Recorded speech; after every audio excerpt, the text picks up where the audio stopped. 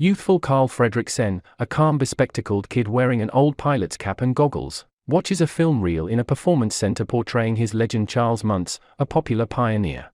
The correspondent discusses Muntz's different achievements and disclosures before remarking that he was as of late shamed by researchers who trusted his most recent find, the huge skeleton of a bird, was a deception. To disprove them, Muntz is seen boarding his dirigible with his group of canines, and vows to return whenever he has brought back undeniable evidence of his find. After the show, Carl runs down the road with his inflatable, named after Muntz's airship the Soul of Experience. He passes an old, overview house where he hears somebody yell out Muntz's renowned motto, "Experience is out there." Carl goes inside to examine and meets a youthful, active Spitfire who shares his enthusiasm for investigation and profound respect for Charles Muntz. Alarmed by her uproarious, innocent disposition from the start, Carl loses his inflatable in the rafters. The young lady, Ellie, assists him with recovering it. However, Carl tumbles from a pillar and breaks his arm. Ellie slips into his room that evening and shows him her experience book, where she communicates a longing to one day move to the highest point of Heaven Falls in South America, showing him an image that she tore right out of a library book. She makes him guarantee that they will go together sometime before leaving. A melodic montage shows Carl and Ellie ultimately getting hitched and moving into the old house where they initially met. Their marriage is euphoric and they land positions as an inflatable sales rep and animal handler, separately.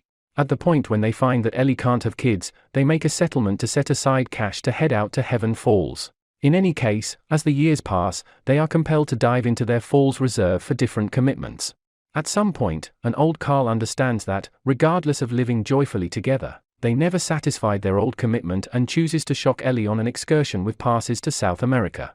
Nonetheless, Ellie's declining well-being places her in the emergency clinic and she in the end dies, letting Carl be. Carl stays in a resigned and harsh loner, as the city develops around him. He is urged to move to a retirement home because of expanded development, however, frequently contends with the foreman and won't leave. At some point, he meets Russell, a youthful wild traveler scout who endeavors to help Carl to procure his helping the old identification. Carl fools Russell into helping him by advising him to find and dispose of a kill that attacks his yard.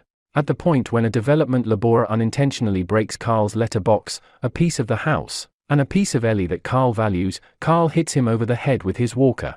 The attack lands him in court, where he is compelled to move out of his home relatively soon. Laborers from obscure Oaks retirement home show up to get him the next morning, however are stunned to find Carl delivering a large number of helium inflatables out of sight, which disengages his home from its establishment, lifting it over the city and very high. Serenely away from the city, Carl lays out steps to arrive at South America and rests in his seat until he is hindered by a thump at the entryway. After replying, he finds Russell clinging to dear life on his patio. Clearly, Russell had been killed looking under Carl's yard.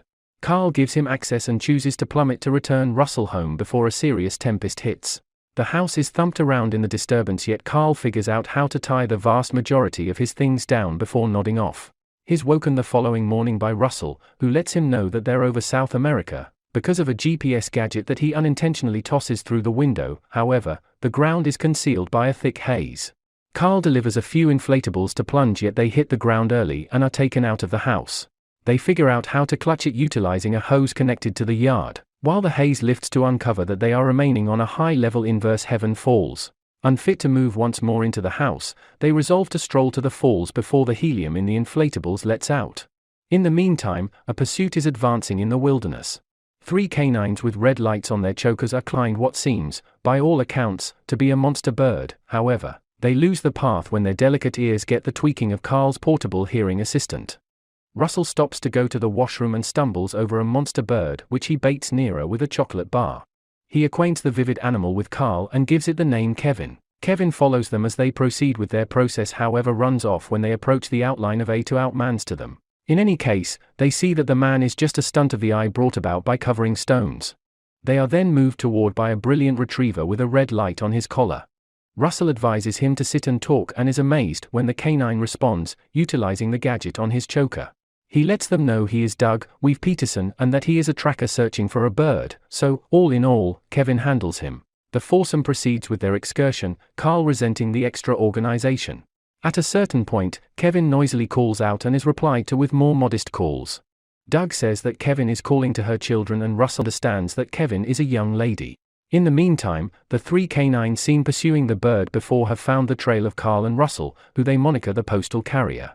The pioneer Alpha, Bounce Peterson, a Doberman Pinscher, tells Beta, Delroy Lindo, a Rottweiler, and Gamma, Jerome Ranft, a Bulldog, that they should be careful and proceed with their inquiry. His talking gadget gives off an impression of being harmed, making him talk in a high pitch. Utilizing the gadget on Gamma's collar, Alpha calls to Doug, who they'd sent on a bogus mission to dispose of him, yet finds him in the organization of the bird they'd been later. They before long to track him down and happen upon Carl and Russell, yet Kevin has proactively run off. All things being equal, they decide to take Carl and Russell to their lord. Entering a huge crevasse, Carl and Russell meet an enormous bunch of canines, all with cutting-edge restraints on, before meeting their lord, who ends up being, in all honesty, an old Charles Muntz. Muntz welcomes them into the soul of experience as visitors, yet his way of behaving before long turns unfriendly when he figures out that Russell has taken on another pet bird. Carl is stunned to see that Muntz has gone through every one of the previous years chasing after the bird which he considered a misrepresentation, and has gone distraught thus. Muntz uncovers a table of head life-sized models wearing different headgear and bleakly thumps every oddball with his stick, as he depicts the narratives their wearers told him, guaranteeing that everyone was after his bird. Carl and Russell take off from the airship similarly as Muntz finds the bird calling out from the top of Carl's home. Riding on Kevin's back and helped by Doug, who calls Carl his new expert, they scarcely get away from the catching by Muntz's canines. However, Kevin is harmed all the while. Carl consents to assist Kevin with returning to her infant securely, yet, not long before Kevin can reappear to her maze home, a net flies out and catches her. Muntz and his canines have shown up in the dirigible, prompted to the spot by a GPS beacon on Doug's restraint. Muntz tosses a lamp underneath Carl's home, burning down it. Carl disregards Kevin and runs over to smother the blazes as Muntz accepts Kevin and leaves.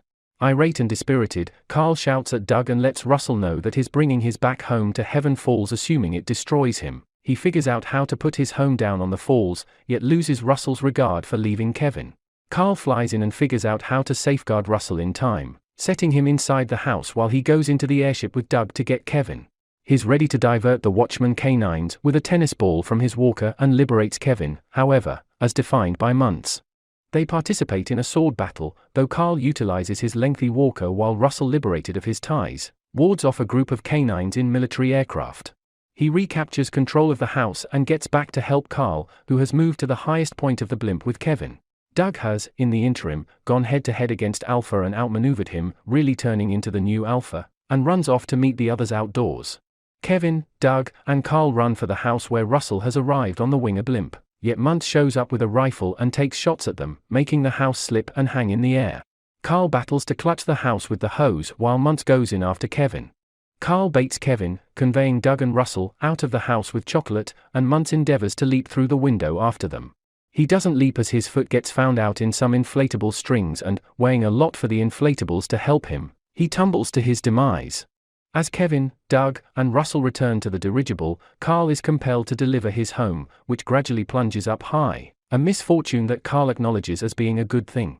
Kevin is gotten back to her 3 chicks and Carl brings Russell and Doug back home, where Russell goes to his senior Voyager function.